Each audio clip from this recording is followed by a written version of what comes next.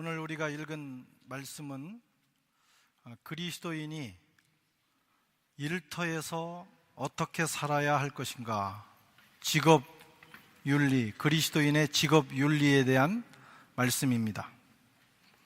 하나님께서 기뻐하시는 성도의 일터의 모습이 어떤 것이어야 할까? 첫째는 종들의 윤리가 있어야 된다 라고 말씀하고 있습니다. 종들의 윤리.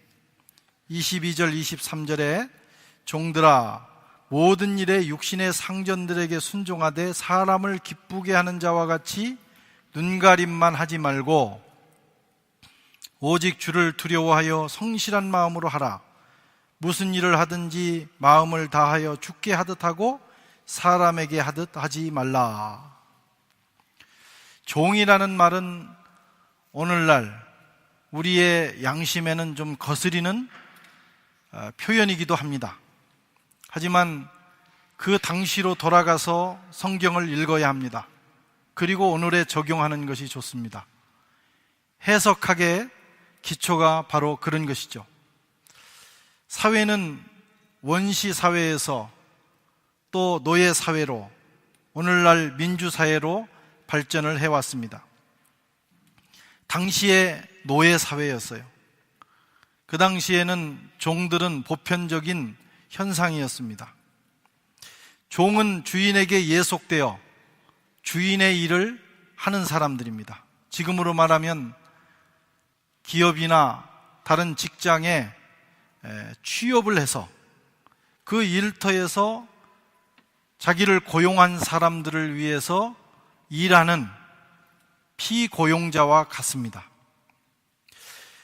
당시에 종들의 윤리가 있었던 것처럼 오늘날에도 직장생활, 일터의 윤리가 있습니다. 피고용자의 윤리.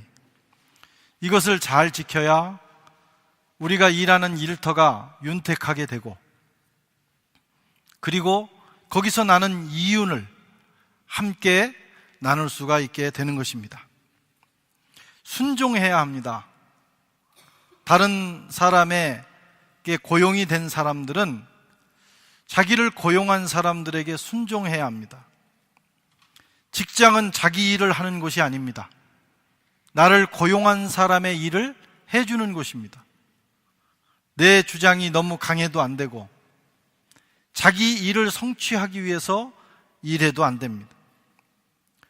고용자가 원하는 일을 위해서 월급을 받고 일을 하는 것이 바로 피고용자들입니다. 그 일이 자기에게 맞지 않을 수가 있어요.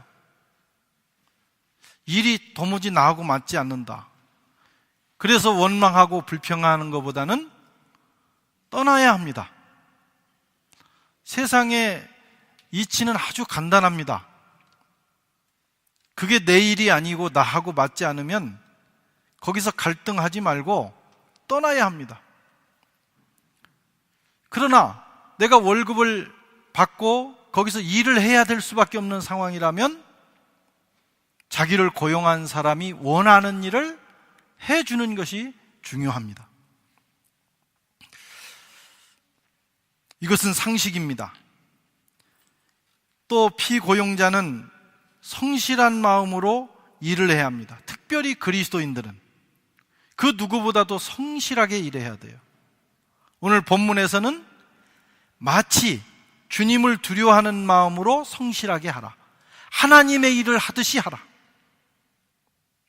그 일을 하나님이 주신 일로 알고 하나님 앞에서 하듯이 눈속임하지 말고 성실하게 하라고 말씀하고 있어요.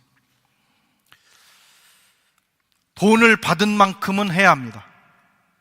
돈을 받은 만큼 일하는 사람을 다른 말로 삭군이라고 그래요. 삭군. 삭슬 받고 일하는 겁니다. 종종 교회에서 저 목사는 삭군 목사야, 삭군이야 그러면 이 발음이 삭군 그랬는데 싹군 그래버리면 저 아주 형편없는 목사다 이런 이제 느낌이 들어요. 근데 사실 우리가 삭군만 돼도 괜찮은 겁니다. 받은 만큼만 양심적으로 일을 해도 사실은 괜찮은 거예요. 그런데 우리 같은 목회자에게는 그 이상의 소명을 요구하는 거죠. 받은 것보다 훨씬 더 많이 헌신하기를 원하는 거예요. 그 길로 들어선 겁니다. 그래서 받은 만큼, 그걸 다른 말로 살라리에라는 거예요. 직장 생활하는 살라리에처럼 일하면 욕을 먹는 것입니다. 싹군 목자야. 그런데 그리스도인들은 직장 생활을 어떻게 해야 되느냐? 최소한 받은 만큼은 해야 돼. 받은 만큼도 못하면 그건 하나님의 영광을 가리는 겁니다. 그리고 욕을 먹습니다. 에이, 예수 믿는 것이 저래가지고 되겠어. 최소한 살라리에만큼은 해야 된다. 그러나 주님이 원하시는 것은 그보다 더하라. 주님을 두려워하는 마음으로 성실하게 하나님 앞에서 일을 하듯이 마음을 다해서 일하라고 오늘 명령을 하고 있습니다. 그것이 바로 그리스도인의 직장 윤리예요. 일터의 윤리입니다. 많은 사람들이 자기가 받은 대가보다 적게 일합니다. 적게, 주인의 눈을 피해서 적게 일하면 지혜로운 걸로 알아요. 더 많이 하면 바보고 지혜가 없는 사람으로 스스로 생각합니다.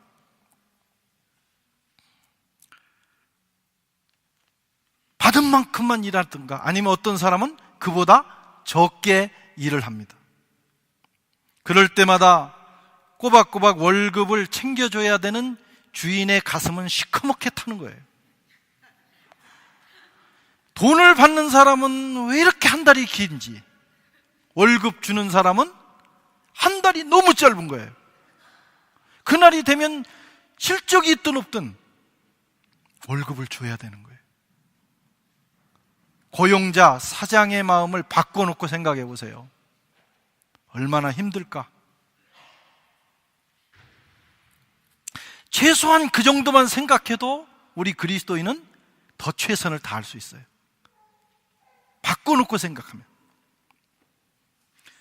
몇 주 전에 일본에서 어떤 직장인이 업무 시간에 담배를 하도 많이 펴가지고 잘렸습니다. 해고됐어요. 그게 우리나라 신문에까지 났어요. 업무 시간에 뭐 담배를 피는 거야 자기 자유지만 업무 시간에 지나치게 담배를 피므로 그 담배 피러 나갔다가 들어오는 그 2, 3분, 5분 동안 시간이 지나가 버린 거예요. 집중력이 떨어진 거예요. 일본에서는 비흡연자에게는 1년에 6일의 연차를 준다고 합니다. 그만큼 일에 집중했다는 거예요.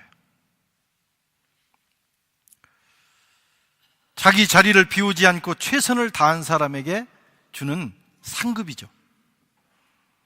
여러분, 그리스도인은 뭐 그리스도인뿐만 아닙니다만 최소한 그리스도인은 남의 일터에 가서 일을 할 때 또는 자기 사업을 할 때도 마찬가지예요. 일을 하는 그 시간에는 잡담을 하지 말아야 돼요. 일과 관계없는 일을 하면 안 됩니다. 그건 사실은 그거 다 한 거 조사를 해서 다 월급에서 깎아야 되는 거예요. 그게 맞는 거예요. 월급 주는 사람 입장에서는 얼마나 속상하겠어요. 아이고, 저게 또 말은 못하지만 저게 또 잡담을 하고 있네. 컴퓨터 검색하지 말아야 돼요. 업무와 관계된 것만 해야 돼요. 쓸데없는 전화통화 하지 말아야 합니다. 커피 마시지 말아야 합니다. 웬 커피를 하루 종일 마십니까? 딱 밥 먹을 때 마시고 너무 졸려서 힘들면, 집중력이 떨어지면 한 잔 정도 하면 모르지만 업무를 해야 돼요. 이것도 안 하고 저것도 안 하는데 우두커니 앉아있는, 요즘 말로 멍 때리는 사람이 있어요.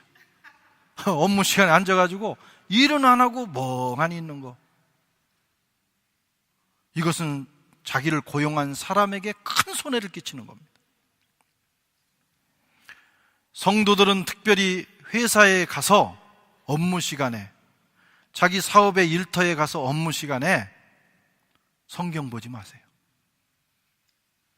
목사가 이런 얘기하니까 참 어떻게 생각할지 모르지만 업무 시간에는 성경 보지 마세요.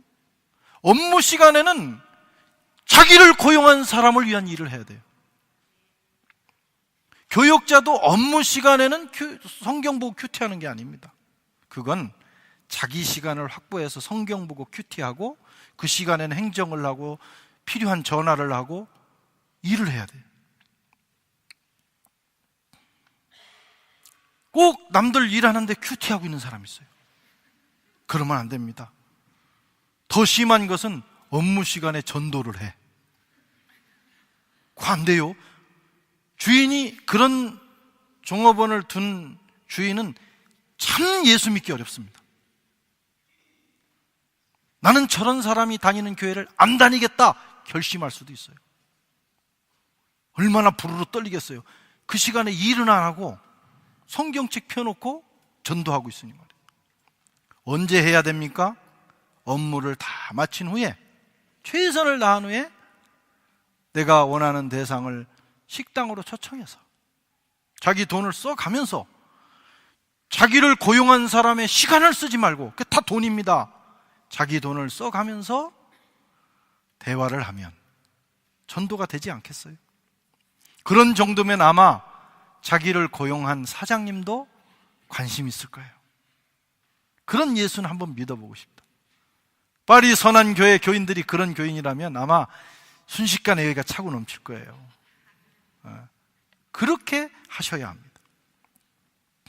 또 성도는 일터에서 전문성을 가지고 일해야 합니다. 전문성. 성실한데 능력이 없는 사람, 제일 골치 아픈 사람. 흠잡을 데가 없어요. 너무 착하고, 업무 전에 와서 일을 하고 끝날 때까지 있다가 더 있다가 하는데 일을 못해. 남들 1시간에 할 거 하루 종일 붙들고 있는 거예요. 그게 제일 문제입니다. 이것 좀 하세요. 아유, 저는 못해요. 이것 좀 하세요. 저는 못합니다. 아, 이것 좀 해주세요. 저는 못합니다. 3번 그러면 사임해야 됩니다. 뭐하러 거기가 있어요? 업무와 관계된 일에 있어서 주문이 떨어졌을 때 한 번쯤은 못한다고 할 수 있어요. 그러면 그날 밤에 와서 정말 밤잠을 자지 않고라도 자기 실력을 키워야 돼요. 타다를 못 친다. 그러면 손가락에 쥐가 날 정도로 연습을 해서 타자를 쳐야 되는 거예요. 그리스도인은 그래야 됩니다. 그래서 훈련해야 되고 끊임없이 자기를 개발해서 나를 고용한, 나를 일터로 불러준 그들에게 유익을 줘야 돼요. 아이고, 적당히 눈을 피해서 하면 되지. 그러지 말라는 거예요. 주를 두려워하는 마음으로, 성실한 마음으로 주님 앞에서 하듯이 일을 해라. 이렇게 일하면 자신이 보람이 있습니다. 자기가 보람스러워. 이렇게 일하면 상사나 동료나 자기 부하 직원이 압니다. 저 사람 참 훌륭하다, 능력 있고 성실하다, 존경하게 되고 따르게 되는 거예요. 리더십이 형성되는 거예요. 그리고 월급도 올라가는 거예요. 몰라줄 수도 있습니다. 그럼 누가 알아주시느냐? 하나님이 아신다 이거예요. 주님을 두려워하는 마음으로, 성실한 마음으로 주 앞에서 하듯이 했으니 주님께서 보고 계시는 거예요. 차라리 세상 사람들이 몰라주면 주님은 억울한 자의 하나님이시거든요. 과부, 고아, 나그네, 힘이 없는 자들을 변론하시는 하나님, 그게 구약의 하나님입니다. 하나님이 보시는데 너무 억울한 거예요. 저 사람이 진짜 성실하고 진짜 잘하는데 아무도 몰라줘. 그러면 하나님이 높여주셔요. 자, 너 억울했지? 너 힘들었지? 내가 너를 변론하겠다. 그래서 뽑아서 쓰시는 거예요. 다윗은 참 억울했잖아요. 모든 형제 중에 가장 허드렛 일, 양들을 쳤습니다. 아무도 몰라줘. 아버지도 몰라. 아버지도 잊어버리고 있었어요. 양들이 뭘 합니까? 매매 이러고 말지. 그런데 다윗은 성실했어요. 하나님 앞에서 하듯이. 곰이 나타나니까 곰하고 싸웠어요. 사자가 나타나니까 사자가 나타나면 도망가야죠. 그런데 그 양을 지키기 위해서 사자와 싸웠어요. 아무도 보지 않는데 하나님이 보셨어요. 그리고 하나님은 그 양들 대신에 이스라엘 민족을 맡기셨어요. 우리가 일을 그렇게 해야 돼요. 직장에서 일터에서 아무도 나를 알아주지 않아도 내가 하나님 앞에서 하듯이 하면 그 사람은 반드시 해가 뜰 날을 맞이합니다. 그것이 바로 그리스도인들이 직장 생활을 해야 할 때의 모습입니다. 하나님은 상 주시는 하나님. 그분을 신뢰하고 오늘 내게 맡겨준 일에 최선을 다하는 저와 여러분 되시기를 축원합니다. 아무도 몰라줘도 괜찮습니다. 두 번째로는 상전들의 윤리가 있어요. 1절에 보면 상전들아 의와 공평을 종들에게 베풀지니 너희에게도 하늘의 상전이 계심을 알지어다. 잘 하라는 겁니다. 왜? 내 위에 상전이 계셔. 너만 상전이 아니고 너만 사장이 아니고 네 위에 하나님이 계시다. 상전들은 아랫사람들을 괴롭히면 안 됩니다. 상전들은 아랫사람을 부당하게 대우하거나 괴롭게 할 권리는 없어요. 일을 지시할 수는 있어요. 그러나 비인격적으로 해서는 안 됩니다. 최근에 한국에 있는 어느 모 항공사의 그 소유주 가정이 그러니까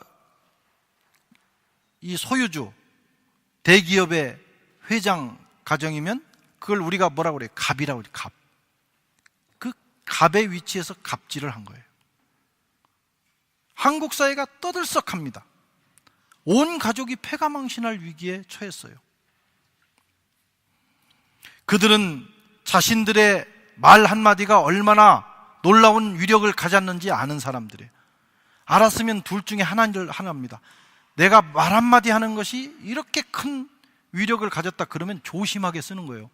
칼이 너무 날카로워가지고 그냥 지나가기만 해도 다 잘라진다 그러면 그 칼의 위력을 아는 사람은 칼집에 잘 보관하거나 조심스럽게 씁니다. 그런데 또 한 부류의 사람은 그걸 가지고 춤을 추는 거예요. 그걸 갑질이라고 하는 겁니다. 자기의 힘을 이용해서 아랫사람을 괴롭히는 데 사용했다. 악덕업주라고도 부릅니다. 어떤 사람은 그게 습관이 돼 있어요. 어려서부터 그렇게 사는 것이 습관이 돼 있어요. 아주 나쁜 습관. 평생을 그렇게 살아오다가 말년에 부끄러움을 당합니다. 힘이 있을 때 잘해야 돼요. 좋은 자리 있을 때 덕을 베풀어야 돼요. 친구를 사귀어야 돼요. 물론 사연이 있으리라고 봅니다. 사연이 없는 사람은 없어요. 큰 기업을 운영하거나 아니면 어떤 작은 회사라도 운영을 하다 보면 우리 목회자도 마찬가지예요. 목회를 하다 보면 다양한 시간 사연이 나와요.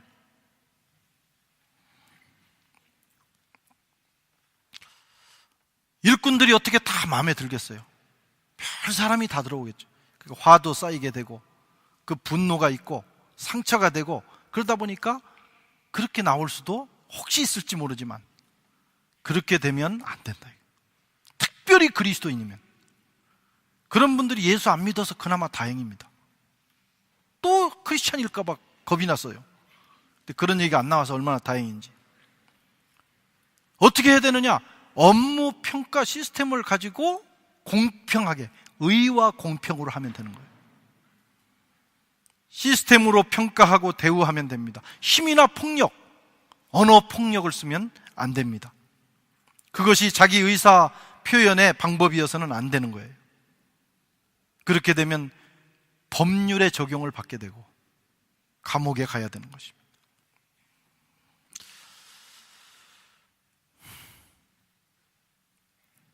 직장에서 일하는 일꾼들도 다 똑같은 사람이에요. 다 똑같은 인격체입니다. 그 사람이 집에 가면 존경받는 아빠예요. 그 사람이 자기 아내에게는 정말 존경받는 남편이에요. 사랑스러운 내 딸 자식이에요. 아들이에요.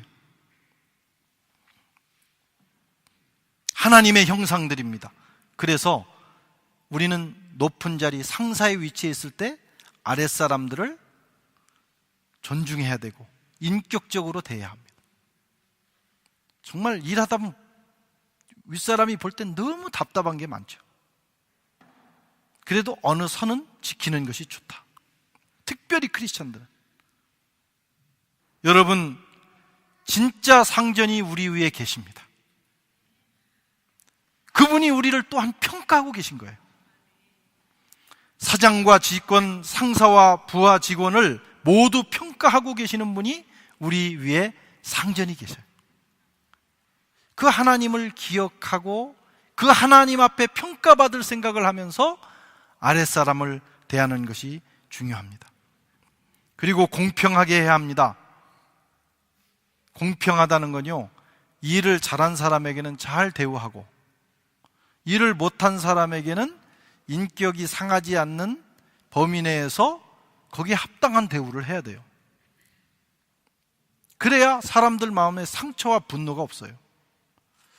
그런데 리더가 되다 보면 잘하는 사람을 칭찬해 주기는 사실 조금 더 쉬운데 못하는 사람에게서 책망하기가 더 힘든 거예요.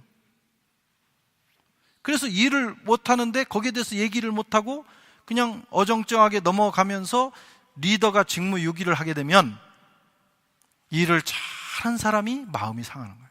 사실 또 그 마음 상할 것도 아닌데 그 사람의 수준에서는 마음이 상하는 거예요. 그러면 그 직장이 혼란이 옵니다. 그래서 이 리더들은 공평하게 대하는 법을 배워야 합니다. 회사는 이윤을 남기는 곳이기 때문에 아랫사람들, 직원들은 최선을 다해서 일을 해야 되고 또 고용한 사람, 사장님 또는 위에서 일을 시키는 사람은 또 그 사람들이 일을 잘할 수 있는 분위기를 만들 뿐만 아니라 또 거기에 맞는 대우를 해줄 줄 알아야 합니다. 사람 마음은 또 다 달라요. 남에게 고용돼서 일하는 사람은 일을 조금 하고 많이 대우받기를 바라고 또 고용한 사람은 피고용자가 희생을 많이 해주기를 바랍니다. 그게 사람의 마음이에요. 어느 선에서 양자가 최고로 행복하게 큰 부담 없이 최고의 이윤을 나누어 가질 수 있는 점을 정해서 최선을 다하는 것이 중요합니다. 마냥 대우만 해줄 수는 없습니다. 그 지점을 깨닫게 해달라고 기도하셔야 돼요. 그래서 나도 행복하고 사장님이 다 손해만 보면 되겠어요? 억울하면 되겠어요? 자기도 행복하고 일하는 사람도 행복한 선을 찾아야 합니다. 바라기는 우리 선한교회 교인들이 일하는 일터에서는 이런 놀라운 역사가 있기를 축원합니다. 그래서 여러분들이 리더십을 잘 발휘해가지고 모두가 정말 큰 마음의 불만과 불평이 없이 재밌게 일할 수 있도록 그런 일터를 만드는 것이 리더들의 또 책임입니다. 세 번째로 일터는 하나님의 영광을 위하여 일해야 하는 것이에요. 고린도전서 10장 31절에 그런즉 너희가 먹든지 마시든지 무엇을 하든지 다 하나님의 영광을 위하여 하라. 일터의 목적입니다. 하나님의 영광을 위하여. 물론 거기서 돈을 벌어서 자기의 삶도 살아야 되지만 더 큰 목적, 최고의 목적은 하나님의 영광. 그 일터에서 하나님께 영광을 돌리기 위해서 하라는 거예요. 막스 베버라고 하는 독일의 경제학자이면서 사회학자인 이 사람이 프로테스탄트 윤리와 자본주의 정신이라는 아주 고전적인 책을 썼습니다. 우리 성도들은 꼭 한번 읽어볼 필요가 있어요. 우리는 프로테스탄트예요. 프로테스탄트의 이 윤리가 자본주의를 만들어내는 동력이 됐다. 그는 그렇게 평가했어요. 프로테스탄트의 윤리 중에 중요한 세 가지 개념이 있습니다. 하나는 직업 소명설이에요. 콜링. 하나님이 그 직업으로 나를 부르셨다 하는 거예요. 두 번째는 현세적 금욕주의라는 거예요. 세 번째는 솔리 데오 글로리아. 오직 하나님께만 영광. 이 세 가지 개념을 따라 프로테스탄트들이 살다 보니까 오늘날의 자본주의가 나왔다는 거예요. 좀 설명하면 이런 것입니다. 우리 개신교인들은, 성도들은 목사나 선교사가 아닐지라도 여러분들이 하는 모든 일터로 하나님이 부르셨다, 콜링하셨다. 그래서 여러분들이 뭐 공무원이든지 직장생활하든지 사업을 하든지 무엇을 하든지 그리스도인이 하는 일은 하나님이 주신 일이고 하나님이 부르셨고, 그래서 그것이 성직이다. 목사만 성직이 아닙니다. 저는 성속적 성직, 다른 말로 하면 거룩한 교회에서 일을 하는 성직이라면 여러분들은 세속 사회에서 일하는 성직이에요. 그렇게 하나님이 부르셨다. 루터는 구약의 외경, 예수실학이라고 하는 외경을 가지고 이것을 증언했습니다. 11장 21절, 외경이라는 건 성경 이외에 캐토릭에서는 인정합니다. 외경. 그 중에 예수실학 11장 21절에 이렇게 돼 있어요. 주님을 믿고 너의 직업, 독일어로 베르프라고 합니다. 너의 직업에 충실하여라. 하나님께서는 그리스도인들이 하나님을 믿고 자기에게 주어진 직업에 최선을 다하기를 원하십니다. 은혜 받았다고 다 목사 되라는 게 아닙니다. 은혜 받았으면 지금 네가 하는 일이 성직이다. 그 일에 최선을 다하라. 우리 개신교인들은 지금 내가 하고 있는 일, 내가 일하는 그 일터가 소중합니다. 우리는 거기서 하나님의 영광을 드러내고 우리는 거기서 하나님의 일을 하는 거예요. 거기서 성공함으로, 거기서 최선을 다함으로, 거기서 탁월해짐으로 우리는 주님의 일을 감당하는 거예요. 충실해야 합니다. 이런 믿음을 가진 그리스도인들은 부지런할 수밖에 없어요. 하나님이 주셨으니까. 그래서 목사가 새벽이나 새벽기도 하듯이 여러분은 나와서 새벽기도를 못하면 새벽부터 일찍 일어나가 직장 준비를 하고 가시라 이게. 성직을 수행하는 거니까. 그래서 이 종교개혁 당시에 특별히 이 루터란보다는 우리 칼비니스트들, 제네바를 중심으로 일어난 이 칼빈주의자들이 열심히 일을 했어요. 열심히 일을 하니까 월급도 많이 받고 열심히 사업을 하다 보니까 재산이 쌓이는 거예요. 돈을 많이 번 거예요. 그런데 또 하나의 윤리가 있어요. 현세적 금욕주의. 크리스찬은 그렇게 번 돈을 가지고 함부로 쓰면 안 된다. 사치하면 안 된다. 검소하게 살아야 된다. 그게 또 하나의 윤리였어요. 그래서 개신교도들은 사치스럽지 않습니다. 진짜 개신교도들은 아주 검소하게 살아요.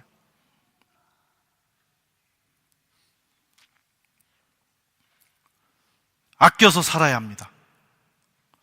그렇게 그렇게 사실 그런 생각을 가지고 살면 할 일이 별로 없는 거예요. 돈 쓸 데가 없는 거예요. 뭐 어디 가서 뭐 노르망디에 가가지고 뭐 빠찡코를 한번 뭐 땡긴다든가 이런 거 하지 말라는 거예요. 벌었으면 하루 3끼 먹고 나머지는 저축하고 특별히 할 일이 없잖아요. 또 기도하고 또 일하고 그러다 보니까 이 현세적 금욕주의적으로 살다 보니까 돈이 쌓이는 거예요. 그래서 개신교도들, 특별히 깔뱅이 신학을 따르던 개신교도들이 부자가 됐어요. 점점 부자가 되는 거예요. 근데 이 돈을 어떻게 써야 되는데 쓸 길이 없는 검소하니까. 그런데 아주 중요한 윤리가 있습니다. 모든 일을 하나님의 영광을 위하여 하라. 이게 칼비니스트들의 신학의 핵심입니다. 모든 일을 하나님의 영광을 위하여. 이 돈을 써도 어떻게 써야 되냐? 하나님의 영광을 위하여 쓰자. 그래서 자기를 위해서 쓰는 것은 절제했지만 하나님의 교회에 헌금으로 드려 선교와 봉사와 구제와 교육에 힘썼습니다. 그래서 제네바 교회가 대학도 만들고 많은 기관들을 만들었어요. 그렇게 세상을 이롭게 했어요.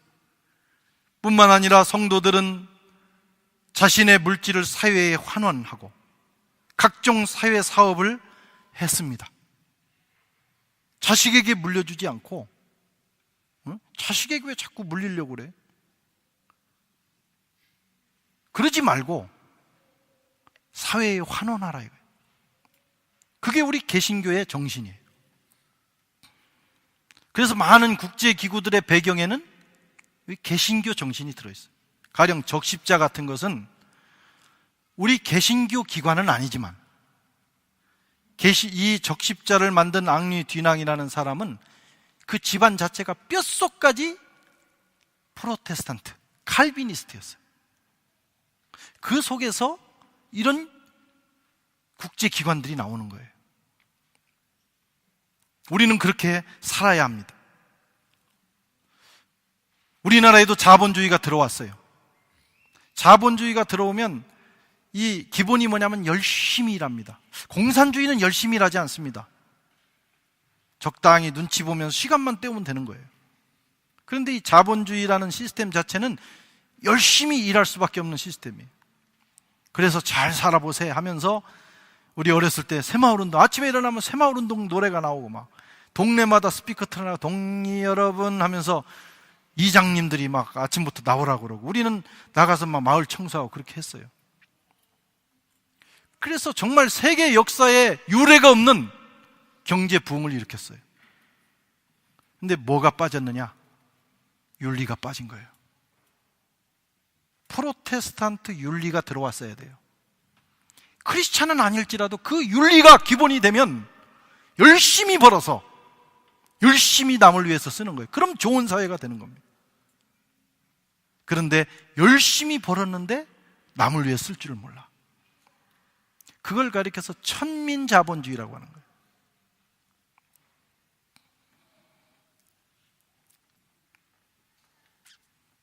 하나님의 영광을 위하여 돈을 버는 겁니다. 하나님의 영광을 위하여 내 시간과 에너지와 물질을 사용해야 합니다. 그것이 프로테스탄트, 기독교인 중에 특별히 프로테스탄트의 정신입니다. 미국은 과거 개신교 정신으로 세워진 나라예요. 지금은 많이 그게 희석됐지만 과거는 그랬어요. 그래서 이 나라는 도네이션, 기부 문화가 발전이 됐어요. 그래서 돈을 많이 벌어서도 그걸 자식에게 물려주는 걸 자랑스럽게 여긴 게 아니고 그걸 사회에 환원하는, 그것을 자랑스럽게 여기는 문화입니다. 열심히 버는 것도 중요하지만 어떻게 쓰느냐도 중요합니다. 하나님 나라를 위하여, 이웃을 위하여, 하나님의 영광을 위하여 사용될 때 우리가 열심히 땀 흘려 일한 가치가 있게 되는 것입니다. 여러분 왜 공부하고 계십니까? 생각하셔야 돼요. 지금부터 내가 왜 이렇게 밤잠을 안 자며 공부하느냐? 공부 잘해서 좋은 직장 취직해서 돈 많이 벌어가지고 정말 왕자님 같은 남편 만나서 잘 먹고 잘 살다가 죽었다, 그러려고 공부하십니까? 그렇게 안 해도 대충 그렇게 살 수 있어요. 더 원대하고 더 가치 있는 목적을 세워야 합니다. 왜 직장에서 열심히 일을 합니까? 무엇 때문에 돈을 법니까? 멋지게 사용할 줄 알아야 돼요. 그의 나라와 그 일을 위하여, 선교를 위하여, 세상을 이롭게 하는 일을 위하여, 주위에 어렵고 힘든 사람들을 돌보는 일을 위하여. 여러분, 힘써서 사용하셔야 됩니다. 아멘.